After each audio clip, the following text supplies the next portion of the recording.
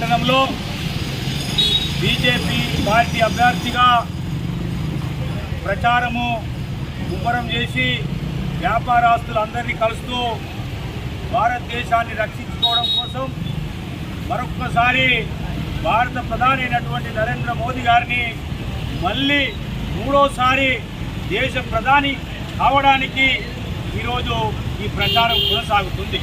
మిత్రులారా, ఈరోజు బెల్లంపల్లి పట్టణాన్ని చూసినట్టయితే ఇది సింగరేణి పారిశ్రామిక ప్రాంతం అయినప్పటికీ కూడా గత 30-40 సంవత్సరాల నుండి ఈ పట్టణము ఎక్స్పాన్షన్, ఈ పట్టణము జరగట్లేదు, ఈ పట్టణము విస్తరించట్లేదు. దీనికి కారణం ఏంటి? ఈరోజు ఈ పట్టణము విస్తరిస్తేనే ప్రజలందరూ అభివృద్ధి అవుతారు, ప్రజలందరికీ ఉపాధి అవకాశాలు వస్తాయి అనే అటువంటి మాట మీ అందరికీ తెలిసింది. కానీ మిత్రులారా, ఈ ప్రాంతానికి సింగరేణి ప్రాంతంలో నివసిస్తున్నటువంటి సింగరేణి కార్మికుల సమస్యలు పరిష్కారం చేయలేక గత 30 సంవత్సరాల నుంచి ఇక్కడ నుంచి గెలుస్తున్నటువంటి ఎంపీలు ఎవరు కూడా పట్టించుకోలేదు. కానీ మా పార్టీ యొక్క జాతీయ నాయకులు అమిత్ షా గారు ఇంతకు మంచిర్యాల జిల్లాలో మాట్లాడుతూ ఒక మాట చెప్పిండు. సింగరేణిలో పనిచేస్తున్నటువంటి కార్మికుల యొక్క జీతాల మీద పడుతున్నటువంటి ఇన్కమ్ ట్యాక్స్ కూడా మేము దాన్ని రీఎంబర్స్మెంట్ చేయడానికి కూడా ప్రయత్నం చేస్తామనేటువంటి మాట చెప్పడం జరిగింది. ఎందుకంటే ఇలా రీఎంబర్స్మెంట్ కావాలంటే ఇక్కడ బీజేపీ పార్టీ అభ్యర్థి అయినటువంటి నన్ను ఇక్కడి ప్రజలు, సింగరేణి ప్రజలు గెలిపించాలి. ఎందుకంటే మిత్రులారా, సింగరేణి ప్రజలకు ఇక్కడ ఉన్నటువంటి ఓపెన్ కాస్ట్ల వల్ల ఈ ప్రాంతంలో నిరుద్యోగమైన ప్రజలకు ఉద్యోగాలు రావట్లేవు. కాబట్టి నన్ను గెలిపిస్తే ఇక్కడ సింగరేణి ఏరియాలో ఇంకో 2 బొగ్గు అండర్ గ్రౌండ్ బావులు తీసుకొస్తే నిరుద్యోగులకు ఉద్యోగాలు వస్తాయి.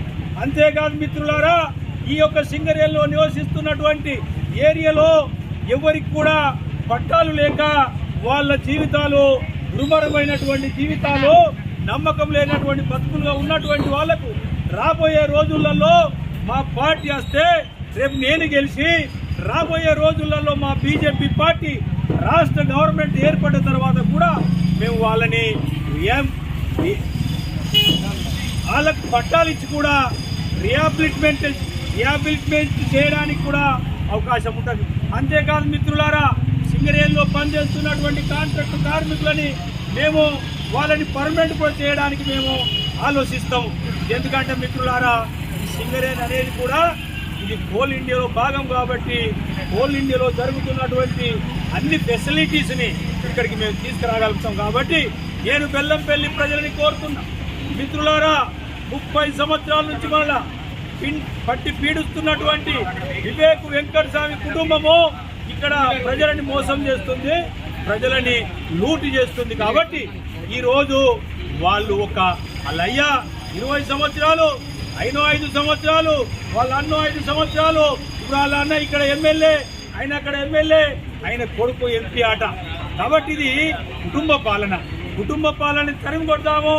భారతదేశాన్ని రక్షించుకోవాలంటే కుటుంబ పాలనని తరిమి కొట్టాలనేటువంటి ఆలోచనతోని మా యొక్క పార్టీ ముందుకు పోతుంది. కాబట్టి మిత్రులారా, వీళ్ళ చేతిలో బంద్ అయినటువంటి తెలంగాణలో ఉన్నటువంటి పెద్దపల్లి పార్లమెంటుని ప్రజాస్వామిక పార్లమెంటుగా మార్చాలంటే వాళ్ళని తరిమి కొట్టాలి, వాళ్ళని ఓడించాలి, బీజేపీ పార్టీ గెలిపించండి అని ప్రార్థిస్తున్నాను.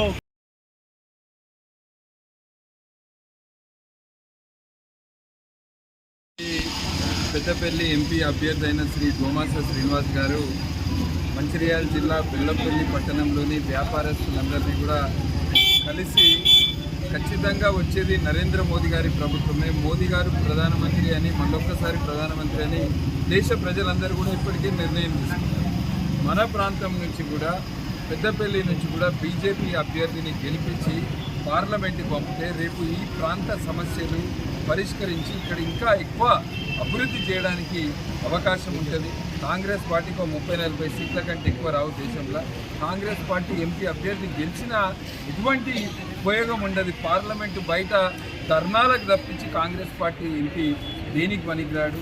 ఇన్ని సంవత్సరాల నుంచి తెలంగాణ ప్రజలందరూ కూడా కేసీఆర్ కుటుంబాన్ని దించాలి. ఈ కుటుంబం మనకు పట్టిన ఒక దరిద్రమని ఒక కుటుంబాన్ని వదులుకుంటే మన మంచిర్యాల జిల్లాకి ఇంకో కుటుంబం మాత్రం మన మంచిర్యాల జిల్లాకు ఒక దరిద్రం లాగా మారింది. ఈ పార్లమెంట్ ఎలక్షన్లో ఆ కుటుంబాన్ని కూడా మనం వదిలించుకోవాల్సిన అవసరం ఉన్నది. బీజేపీ అభ్యర్థి అయిన శ్రీ గోమాస శ్రీనివాస్ గారిని గెలిపించి పార్లమెంట్కి పంపితే బెల్లంపల్లిలో ఇంకా ఎక్కువ అభివృద్ధి కార్యక్రమాలు చేయొచ్చు, ఇంకెక్కువ సంక్షేమ పథకాలు చేయొచ్చు. కనుక అందరినీ కూడా నేను కోరేది ఒకటే, నరేంద్ర మోదీ గారిని బలపరచండి. దేశభక్తులందరూ, దేశ అభివృద్ధి కోరుకునే వాళ్ళందరూ కూడా ఇవాళ నరేంద్ర మోదీ గారిని బలపరుస్తారు.